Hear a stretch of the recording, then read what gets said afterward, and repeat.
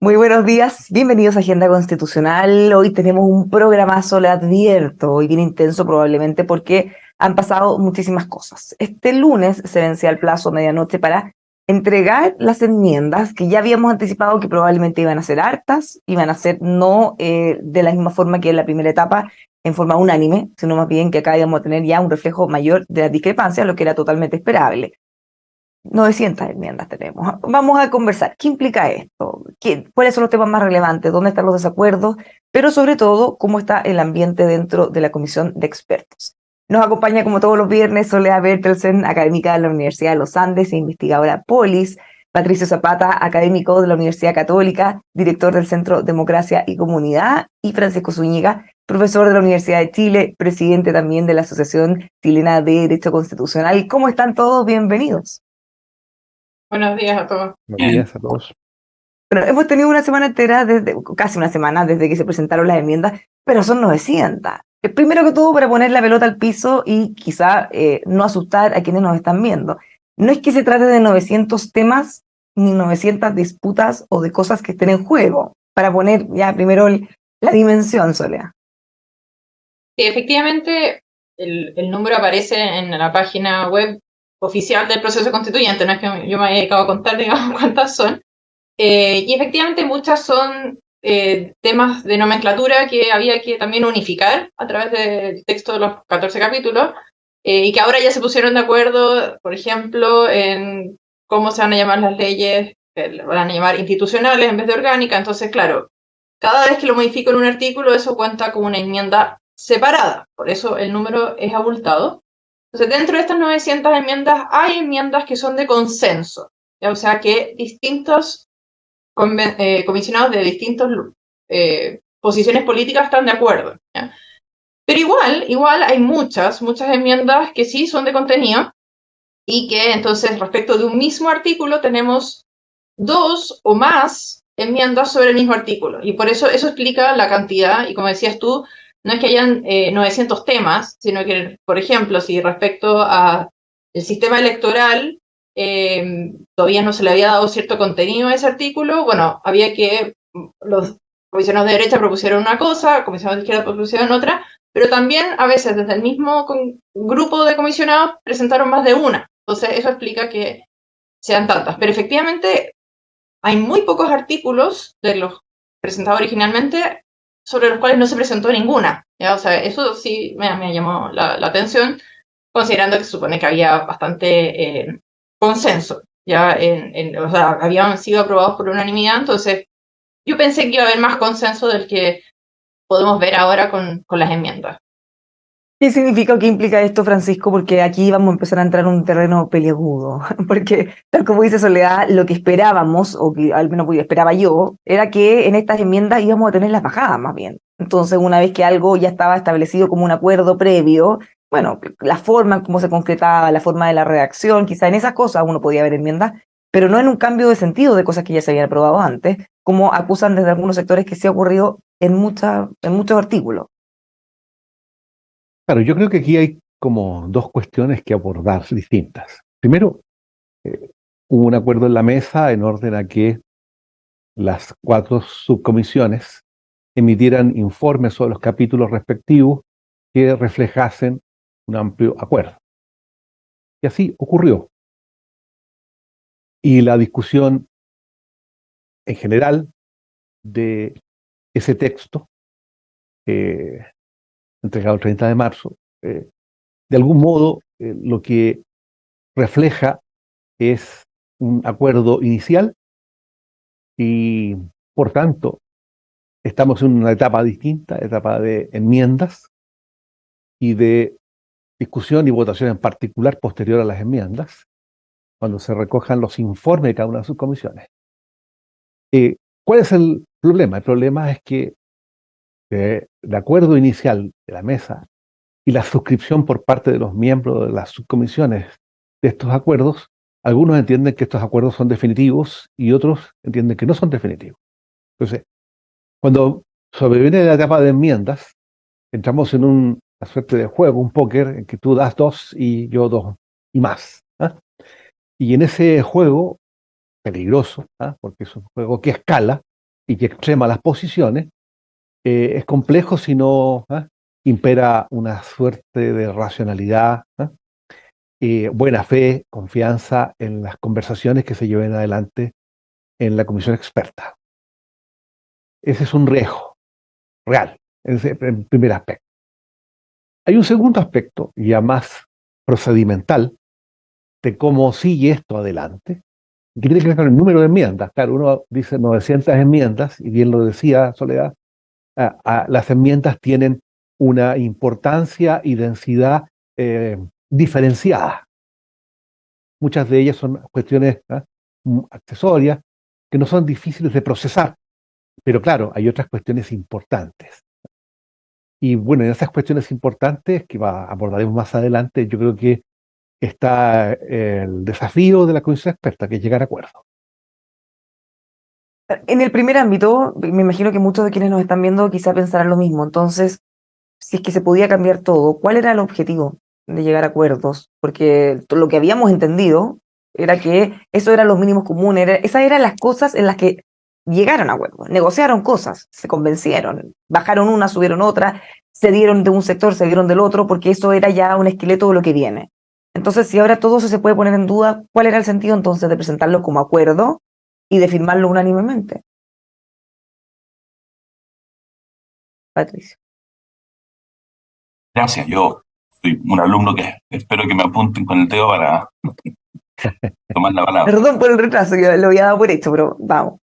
No, yo diría que no cunde el pánico, o como decía, creo que era el Chavo que decía que no panda el cúnico. Claro, si uno tenía la expectativa de que todo iba a transcurrir como una taza de leche, efectivamente aquí tenemos una pequeña tormenta. Han habido algunas discusiones, se ven las diferencias, y las diferencias alinean a los expertos en dos bandos, básicamente. Ahora, yo creo que esto era inevitable, y yo creo que no tiene que ser motivo de escándalo. Aquí hay que articular dos ideas. Hay un punto en que tienen razón, creo yo, los expertos del oficialismo o de la izquierda, y es que, por supuesto que hay derecho a proponer cambios. No hay ninguna regla o ningún principio del proceso que determine que lo que se acordó en la primera semana no pueda cambiarse. Y los cambios pueden ser chiquititos o más grandes. Pero ¿cuál es el sentido entonces de acordarlo si lo iban a querer cambiar? Porque tampoco han pasado varios meses como para decir, oh, cambiamos tantas cosas que ahora no hace sentido. Esto fue prácticamente desde la misma semana que se habían dado a conocer. Pero también tienen razón, eso es lo que quería completar la frase, también tienen razón los convencionales ligados más bien a la oposición o a la derecha, cuando afirman que aquí se llegó a un cierto equilibrio inicial. Entonces, ese equilibrio supuso que todos cedieran un poco, muy apretados acuérdense usted, 11:59 de la noche, todo esto ha sido siempre muy apretado, muy apremiado. Todos tuvieron que ceder, y cuando uno conversa con los convencionales, o sea, con los expertos, te dicen, mira, Juanito no estaba muy convencido, pero le pedimos, Sarita no estaba muy convencida, pero le pedimos. Ahora, yo creo que lo que debiéramos pensar que se debe conservar es el equilibrio global, es decir, que ambos sectores de nuestra discusión constitucional se dan por parejo. Lo que es complicado, lo que sería complicado, y me parece que está un poquito instalado en los expertos de izquierda, me parece que en ellos está instalada la idea de que en la primera vuelta les pasaron máquina o que les metieron muchos goles. Entonces ahora viene el afán de intentar revertirlo. Yo de buenas a primeras veo más enmiendas sustantivas de expertos de izquierda que enmiendas sustantivas de expertos ligados a la oposición. Y yo creo que eso refleja una percepción, no sé hasta qué punto es una percepción fundada o es una imagen a partir de una o dos cuestiones muy sensibles. Lo hablamos la semana pasada. El tema de la salud es súper sensible.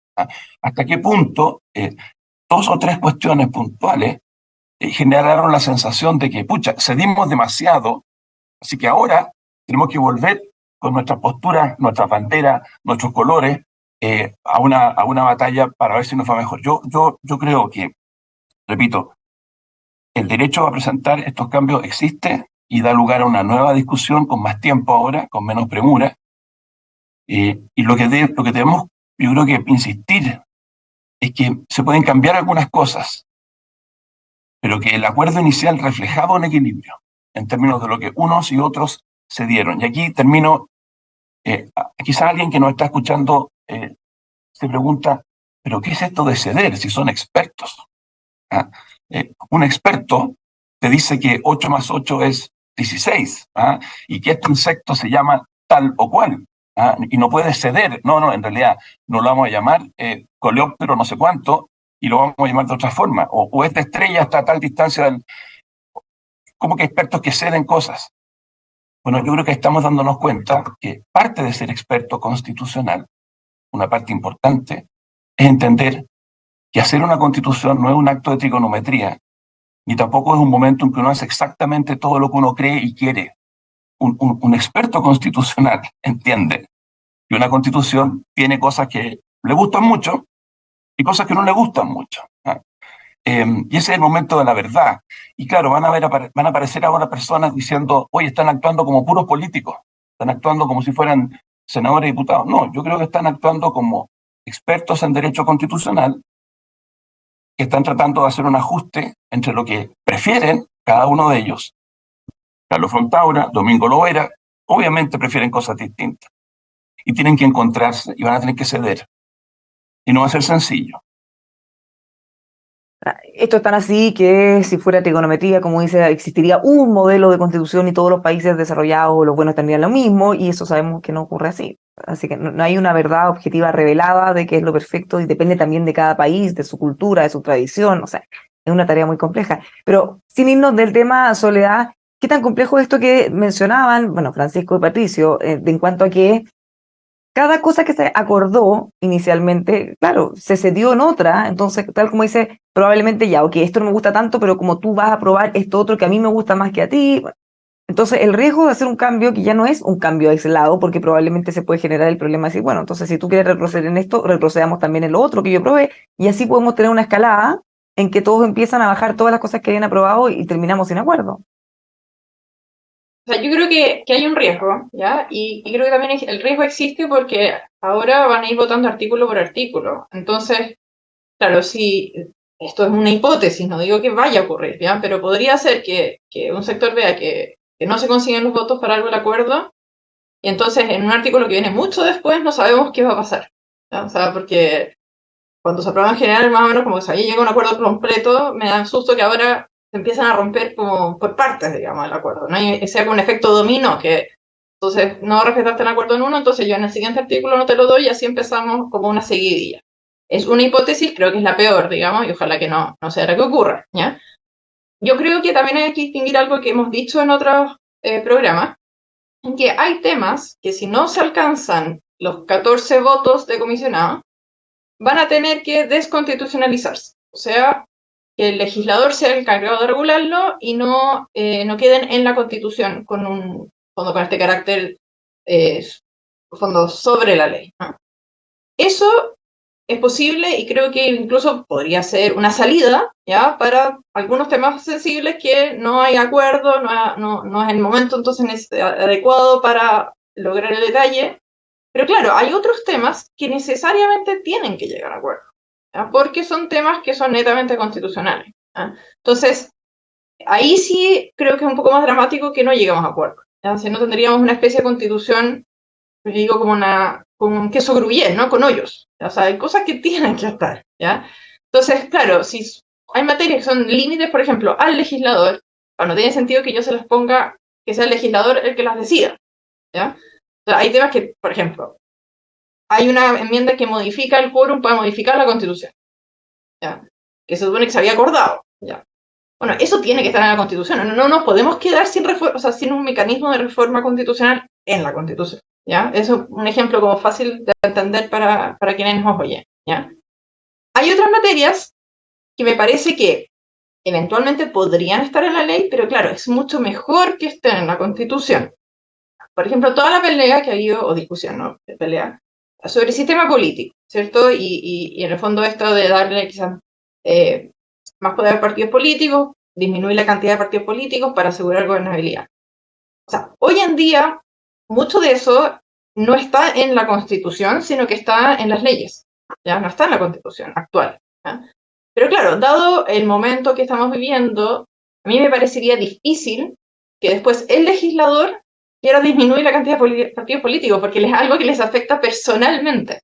¿Ya? Entonces, si bien es algo que eventualmente sí podría estar en la ley como está hoy, creo que hace muy difícil que quede en la ley. Entonces, ahí creo que también es necesario promover realmente acuerdos ahora. Y hay un tercer grupo de temas que sí, efectivamente, por ejemplo, quizás habíamos mencionado la semana pasada, me parece, ¿no? El tema de la bajada del derecho a la salud, quizás hay temas que van a tener que quedar a nivel de la ley simplemente, y me parece que quizás no es tan dramático que eso ocurra, pero yo distinguiría entre tipos de materias de cosas que sí pueden dejarse al legislador y otras que realmente necesitamos que se sienten a conversar, a negociar, a ceder. Bueno, Francisco, otro factor que no hemos agregado también son las presiones de afuera, y de hecho hoy día varios de ustedes están en Crónica Constitucional en el Mercurio. Hay una entrevista también grande a Patricio Zapata, en donde él dice que espera que los expertos de ambos sectores no cedan a la presión de las barras bravas de uno y otro lado. Esto es especulando de mi parte, pero claro, quizá ellos llegaron a algunos acuerdos, se dieron, y tal como decía Patricio, quizás se instaló una sensación o una percepción de que un sector ganó más que el otro, quizá las presiones han sido tan fuertes que pese a lo que ellos habían querido inicialmente, ahora están tratando de regular o de hacer algunos cambios mayores por las presiones de afuera. Francisco. Sí, a Está muy ver, ordenado usted. sí, presiones siempre hay, pero son las personas las que reciben las presiones y definen el límite de las presiones. Yo creo que además hay presiones. En el caso de la izquierda, hay presiones de personas que no creen en este proceso, ¿no? Que no van a votar porque este proceso lleve a buen término. Entonces, cualquiera sea el acuerdo, cualquiera sea el texto, va a haber igual presión. ¿Ya? Y me temo que por la derecha puede estar ocurriendo lo mismo. Porque este es un proceso que nació muy acotado, de hecho lo denominamos proceso constitucional y no proceso constituyente. Nació con ciertos límites, con una fuerte injerencia de los incumbentes, los poderes públicos, el Congreso Nacional, los partidos políticos, y por tanto es un proceso limitado en su alcance también. Y uno tiene que ser realista en esto y sopesarlo con esas limitaciones y con ese contexto, un contexto en que asistimos a un tercer proceso, los dos anteriores fallidos por razones distintas. Entonces, yo creo que aquí se requiere de un poquito de realismo para mirar lo que está ocurriendo.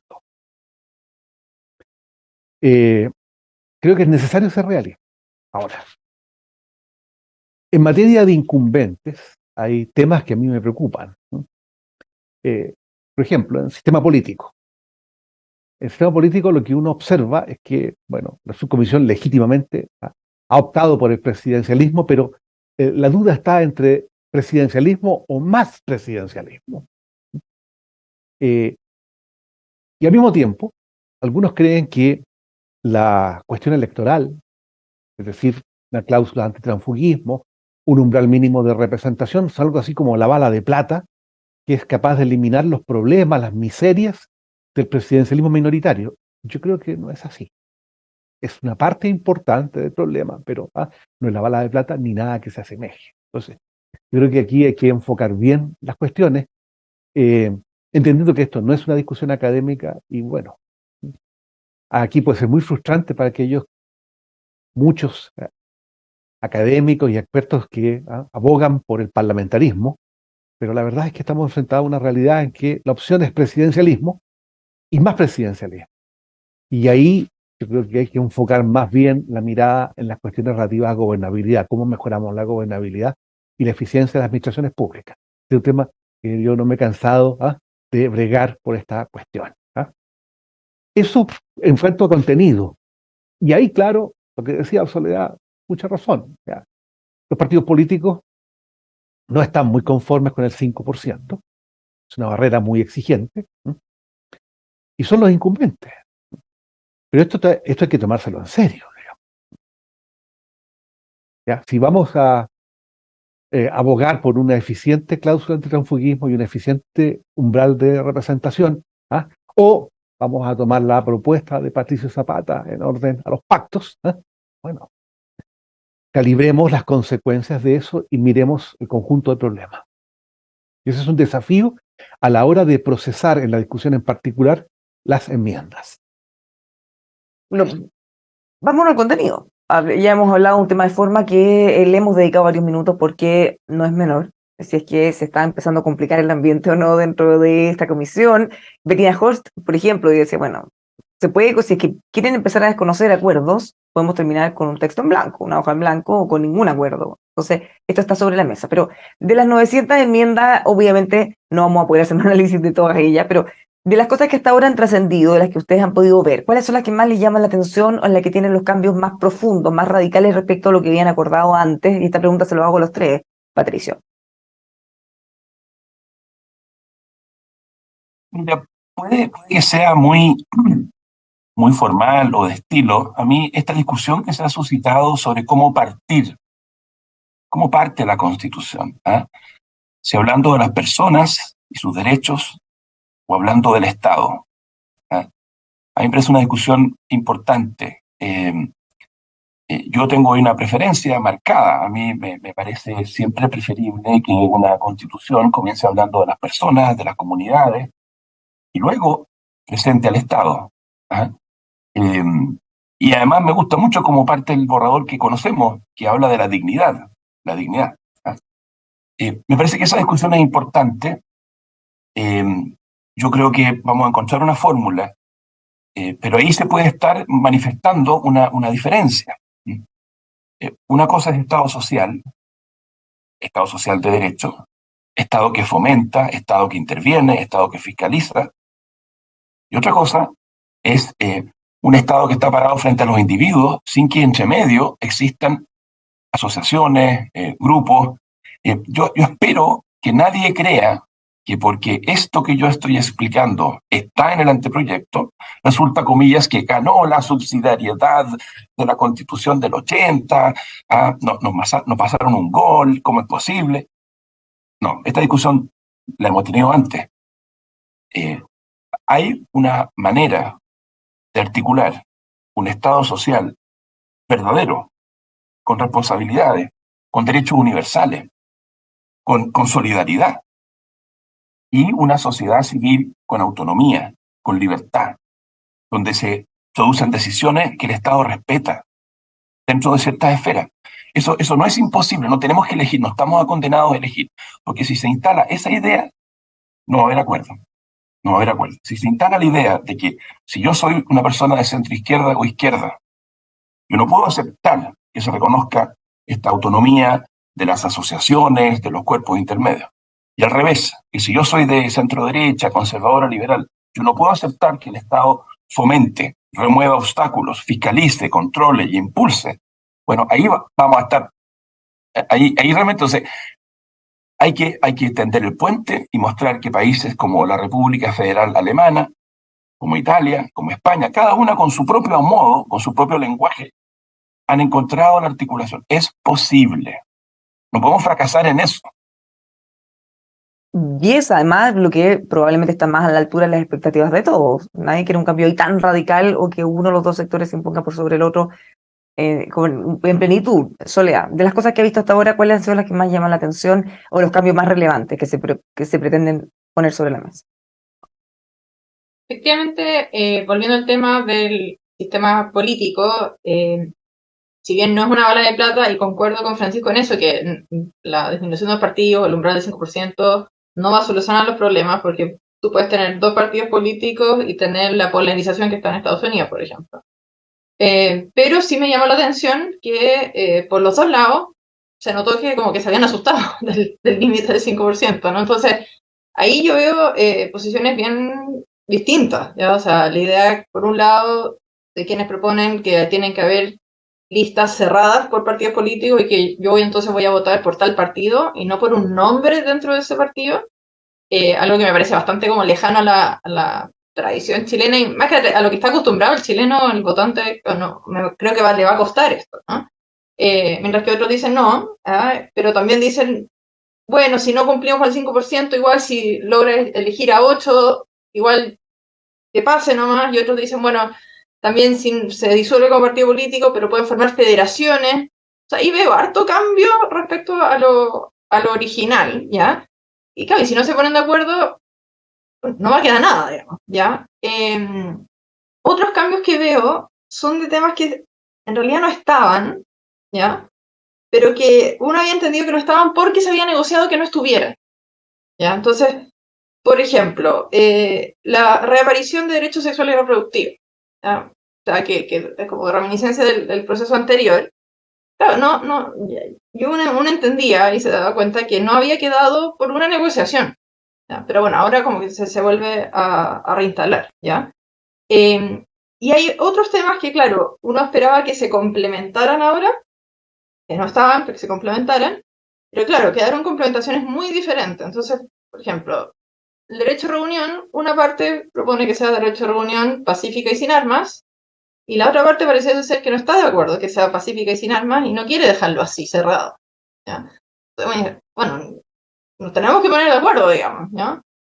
O el tema del nombramiento de los jueces. Yo veo también una diferencia importante de amarrar en la Constitución quienes van a nombrar a los jueces y otros que pareciera ser que dicen, no, esto el legislador puede decidir quién nombra a los jueces, y eso a mí me parece central que tiene que estar en la Constitución. O sea, no se puede dejar al legislador después, ¿ya? Entonces, por nombrar algunas materias en que veo discrepancias que creo que tienen que ser resueltas ahora.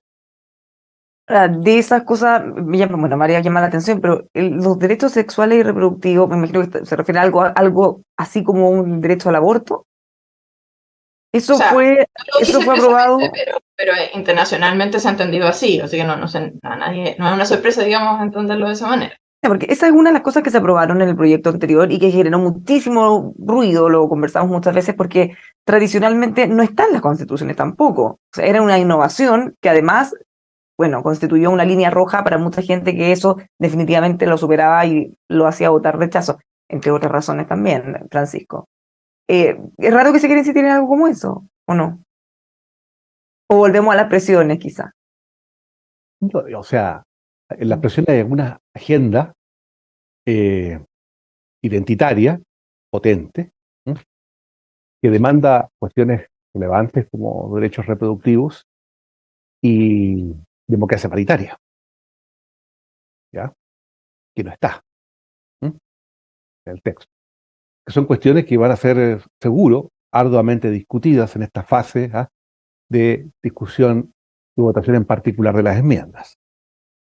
Yo me quería referir a dos cuestiones que han estado relativamente ausentes en los debates y que de alguna manera son también reflejo de nuestra mirada santiaguina o un poquito elitista de los temas. Uno es la forma territorial de organización estatal. Esta fórmula a la que llegó la Comisión Experta del Estado Unitario Descentralizado, que es una suerte de oxímoron, una contradicción, ¿ah?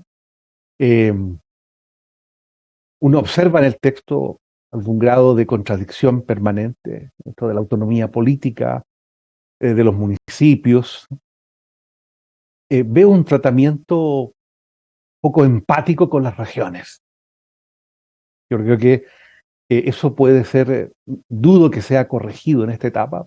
Espero que el Consejo Constitucional lo enmiende. Y el segundo tema, que también está ausente, estuvo ausente en el acuerdo inicial, en general del texto, que es medio ambiente, en la que hay una mirada, yo diría, bien transversal, crítica de la pobreza con la que se ha abordado esta cuestión.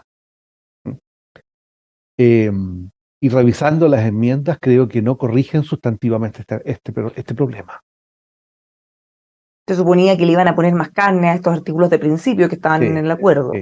Y yo tiendo a pensar sin ser ambientalista ni estar en la agenda medioambientalista, creo que estos temas deben tener una mirada contemporánea, una mirada del siglo XXI en un país que tiene una economía fuertemente extractivista, en la que va a ser muy difícil que cambiemos de modelo de desarrollo. Entonces, esta mirada sí es relevante, sí tiene que haber previsiones constitucionales en esta materia. Y espero que en eso se avance sustantivamente. Yo soy por ahora pesimista en los dos temas. ¿Hay más espacio en un tema de metodología de trabajo? Una vez que ya presentaron estas 900 enmiendas, ¿pueden volver a presentar? ¿Pueden levantar temas que no se hayan acordado? ¿Cómo viene en tema de procedimiento? Patricio, le pregunto al que quiera responder. ¿Hay más instancias para presentar más enmiendas como las que vemos ahora? Yo entiendo que sí está abierta la posibilidad de que surjan nuevas opciones, pero en principio van a discutir sobre esto y van a votar esto y van a ir... pero yo cuando miré de nuevo el procedimiento, no vi que estuviera excluida la posibilidad, por ejemplo, que tú tomaras una enmienda, tomaras otra enmienda e hicieras una especie de fusión. Creo que sería muy rígido, sería muy rígida esa interpretación, que nos obligara entonces ahora, de aquí a junio, simplemente a elegir con este menú, sin que pudieran los expertos hacer algún tipo de fusión o mestizaje. Así que mi interpretación, quizás estoy equivocado, es que esto fija un marco de conversación, pero no excluye la posibilidad que tú integres. Si estoy equivocado, lo lamentaría mucho, no porque me delata estar No por equivocado. el error, sino por el impacto que no por mi podría variedad tener. personal, sino por la flexibilidad indispensable de una conversación. Ahora, mira, déjame, yo creo que vamos a tener que... yo entiendo, por ejemplo, las aprehensiones de Francisco, pero aquí tenemos que siempre preguntarnos, ¿comparado con qué? Lo que dice el proyecto hoy día en materia ambiental. Si lo comparamos con lo que dice la actual Constitución, es muy poquito, es un derecho. El derecho en realidad es a mi metro cuadrado libre de contaminación. No está claro que haya una posibilidad de reclamar por la naturaleza directamente, más bien es un deber del Estado. El recurso de protección en materia ambiental no es el mismo recurso de protección que en otros derechos. Bueno, cambiamos eso por unas declaraciones potentes sobre biodiversidad como una responsabilidad del Estado. No es lo mismo que a mí me digan, usted evite que le envenenen el entorno a Bárbara Briceño, y esa es su responsabilidad, y ese es su derecho, a que a mí me digan que la biodiversidad tiene un valor intrínseco. Entonces, yo esperaría que cuando se resuelva el tema del recurso de protección, haya un recurso de protección full, igual que el recurso para otros derechos, para las violaciones y atentados contra la naturaleza, la biodiversidad. Ahora, por supuesto, la persona que tiene como, no es el caso de Francisco, yo sé que no es el caso de Francisco, pero la persona que usa como, pero me refiero a que la persona que usa como parámetro la Biblia ambiental que venía en el proyecto de la convención, ¿no es cierto? Con Antiguo Testamento y Nuevo Testamento, con miles de prescripciones y miles de detalles sobre penas ambientales y responsabilidad ambiental, evidentemente cualquier cosa le va a parecer poco. Evidentemente. Repito, no es el caso de Francisco, yo sé que él no estuvo nunca en ese exceso, pero yo creo que yo voy a tratar de ser siempre muy independiente en mi juicio, lo más objetivo posible, pero no tengo ningún temor en confesar. Y quiero que esto resulte. Y como quiero que esto resulte, una y otra vez voy a pedirle a la persona que haga la crítica, ya perfecto, pero ¿qué es lo que tú quieres? ¿Qué es lo que se puede? ¿Comparado con qué? Porque si las hacemos abstractas las críticas, no vamos a avanzar. Nada. Pero objetivamente quizá uno, si mira, como dice, tratando de dejar los prejuicios, dejar esta Biblia del proceso anterior que se pasaba a varios pueblos, para algunos que por algo la rechazaron, uno podría pensar que estos principios, que aunque suenen poco, sí son sustantivos y relevantes y que sí pueden tener una bajada relevante también en la ley. No es mucho menos de lo que Francia incorporó en su constitución hace un par de años, es lo que se ha discutido en Italia. Yo en ese sentido, repito, escucho a algunas personas que encuentran que hay poco compromiso con los derechos sociales. Y yo me pregunto, perdón, lea de nuevo. Se reemplaza el derecho a la libre contratación y a la protección del trabajo por el derecho al trabajo decente. Lea de nuevo. La libertad sindical incluye negociación colectiva y derecho a la huelga. Lea de nuevo, derecho a la vivienda adecuada. Lea de nuevo. Entonces, claro, si lo que usted tiene en la mente es lo que se propuso hace un año, todo le va a parecer tibio, todo le va a parecer insuficiente. Entonces, yo creo que hay que volver a insistir. Yo pienso que el proyecto, en su primera votación, reflejaba un interesantísimo equilibrio. Ahora vienen los ajustes, y creo que es muy fregado que las críticas se hagan desde un multiverso y no desde la realidad política y social chilena. Ganó el rechazo con un 62%. Va a costar un montón aprobar este proyecto en diciembre. Va a costar mucho que en ese plebiscito la gente vaya a votar. Va a costar que voten ahora el 7 de mayo. Todo va a costar mucho. Es una especie de milagro que estemos en esto después de lo que ha pasado. Y si más encima vamos a empezar a ponernos exquisitos, bueno, yo creo que mejor cerremos.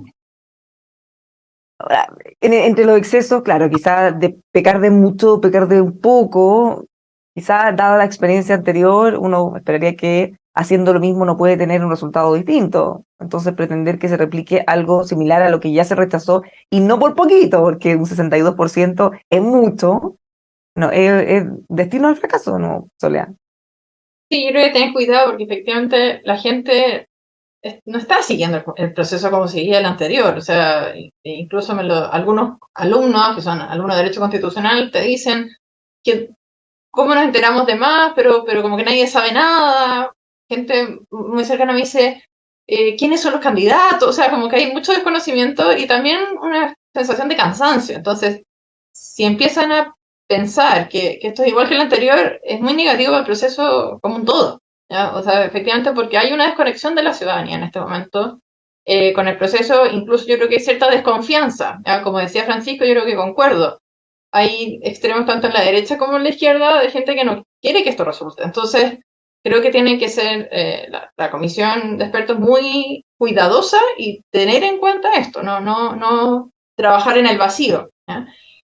Volviendo al tema procedimental, yo también voy a tener que volver a leerme las normas, que no me quedó claro si se pueden volver a presentar enmiendas o no. Lo que sí tengo claro es, que quizás no es tan evidente, es que rechazada una enmienda, se tiene que volver a votar el artículo completo. Entonces no se vota solo la enmienda, sino que solo no se van a votar los artículos de nuevo en los artículos en que no hubo enmiendas propuestas. ¿Ya?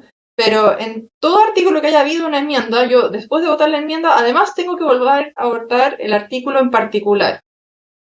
Porque en el fondo quizás el que rechazó la enmienda tampoco está de acuerdo con simplemente, o sea, si se rechazan, por ejemplo, las dos enmiendas propuestas en el sentido contrario, porque puede ser que ninguna de las dos alcance los 14 votos, bueno, quizás ninguna de las dos partes quiere que el artículo quede. ¿Ya? Eso se va a volver a votar también. ¿Ya? Eso, para informar, digamos, una parte quizás que no queda tan evidente. O sea, el acuerdo anterior tampoco está escrito en piedra en ese sentido. O sea, no es solo que me rechacen la enmienda que propuse, es que ese artículo como está también se puede caer completo. O sea, podríamos terminar con una hoja en blanco o una propuesta con muy, muy poquito contenido de acuerdo, como advertía Bettina Holz. No, yo espero que se pongan de acuerdo. Ya, muy pesimista, digamos, para terminar la semana, ¿no? Francisco, usted sigue decir algo. Yo creo que, a ver, en materia de procedimiento hay juego de piernas aún. Hay varios gallitos cruzados. Sí, hay un orden de cómo tú votas las enmiendas, las aditivas, las supresivas, las sustitutivas. Existe la posibilidad de retiro de enmiendas. ¿Ya? Y claro, uno lo que podría observar ahí es que haya un retiro de las enmiendas que vayan un poquito en este juego de 2 más 2. Eh, y existe la posibilidad de que tú ajustes el texto en su redacción final. Por tanto, desde ese punto de vista hay, digámoslo así, hay una posibilidad de mejora del texto, si hay acuerdos razonables. Ahora, respecto de la desconstitucionalización, yo he abogado por esa fórmula cuando hay disensos profundos. Creo que es legítimo, creo que es sano incluso para el sistema democrático.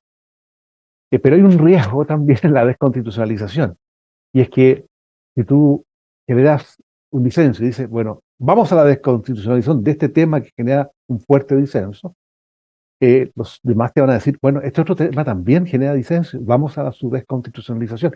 Y juegas nuevamente un juego de dos y dos más en la desconstitucionalización.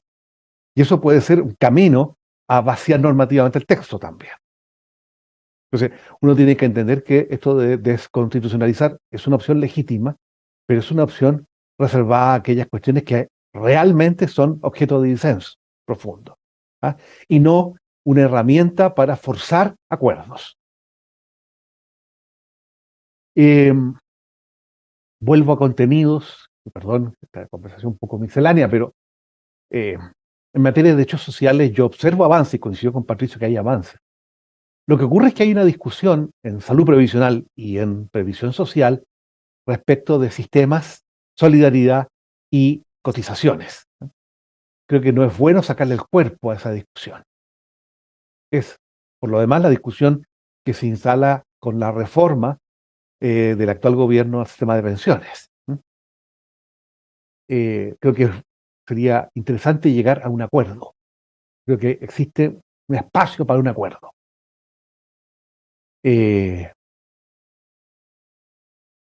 Hay derechos sociales nuevos que deberían estar en el catálogo. El sistema de cuidado, lo hemos dicho varias veces en este programa, tiene que estar. Es un complemento necesario a la red de protección social que un Estado social y democrático de derecho requiere. Pensar en las personas desvalidas, pensar en las personas mayores que requieren de cuidados, de atención y de una inversión del Estado en esos cuidados, en esa atención para tener una vida más digna, una vejez más digna. Bueno, habiendo dicho todo esto, ya se nos acaba el programa, pero ¿a qué nos quedamos atentos? ¿Qué va a ocurrir o qué vamos a comentar la próxima semana? Ya decíamos, tenemos estas 900 enmiendas, algunas más complicadas que otras de términos o cosas que son muy sencillos, pero ¿qué es lo que debería ocurrir en todos estos días hasta nuestro próximo programa el viernes, Patricio Soleá? Mira, yo espero que siga habiendo un debate.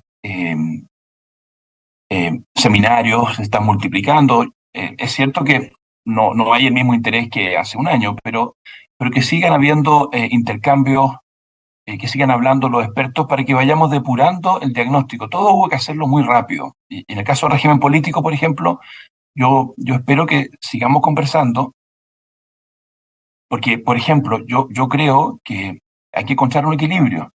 Los partidos políticos son muy importantes, son fundamentales para la democracia. Se equivocó la convención cuando pretendió colocarlos en un mismo nivel o en un mismo plano que cualquier tipo de asociación, cualquier tipo de colectivo. Se equivocó. Pero tampoco podemos llegar a pensar que la solución de los problemas de la democracia, que son tan profundos y tan difundidos, pasa por darle más poder a las directivas de los partidos. O sea, que el problema que es mayúsculo, un problema en la democracia, es la desafección del ciudadano, es la falta de transparencia de las decisiones, de poder hacer efectiva la responsabilidad. Eso se soluciona dándole mucho más poder a las directivas de los partidos. Esa mirada no solamente está de espaldas a lo que piensa la ciudadanía, absolutamente. La ciudadanía no jamás va a pensar que la solución a los problemas es darle más poder a las directivas. Pero además se equivoca, a mi juicio, en lo sustantivo. Hay que darle más poder a las personas. Los partidos cumplen un papel fundamental, pero a las personas que elijan por quién votar, que puedan exigir a las personas en los municipios, el gobierno regional, como decía Francisco. A mí no me gustaría que el sello que marcara este proyecto fuera la Constitución de los partidos, para los partidos y por los partidos. Eso sería mortal. For the people, by the people, to the people. No los partidos. Para cerrar, Soledad, ¿qué expectativas tienes del trabajo de esta semana? No, yo creo que hay que estar atentos al trabajo de cada comisión. Y además que el pleno aquí, el partido se va a jugar en cada comisión. No me atrevería a decir temas concretos porque si no uno se centra en una comisión, creo que es importante estar sentada también en todas las comisiones. Hay algunas que quizás como que han hecho menos ruido, por ejemplo como la de los órganos independientes, el Poder Judicial, pero creo que también hay que estar atenta a ella, ¿no? O sea, como que yo entiendo que nos hemos centrado mucho en el tema de derechos sociales, subsidiariedad, solidaridad, y concuerdo que no hay que verlos como contrapuestos.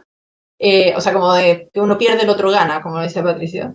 Pero yo trataría de estar atenta a todas. Siento que hay unas comisiones que no han sido tan mostradas y ahí en el fondo igual también se están discutiendo cosas importantes. Nos quedamos en eso entonces, a ver cómo se debate estas enmiendas, que no ocurra que terminemos en el artículo, como decía Soledad, eventualmente. Vamos a irnos optimistas de que estas conversaciones van a ser fructíferas, entonces. Si no, veremos el próximo viernes. Muchísimas gracias, Soledad, Francisco y Patricio. Que tengan una muy buena semana. Vale, buen fin de semana. Ya, pues nos encontramos el próximo viernes con más novedades, con más avances de la comisión, ya muy cerca de lo que van a ser las elecciones del 7 de mayo. Todo eso lo seguiremos cubriendo, por supuesto, aquí en emol.com. Que tengan un muy buen fin de semana.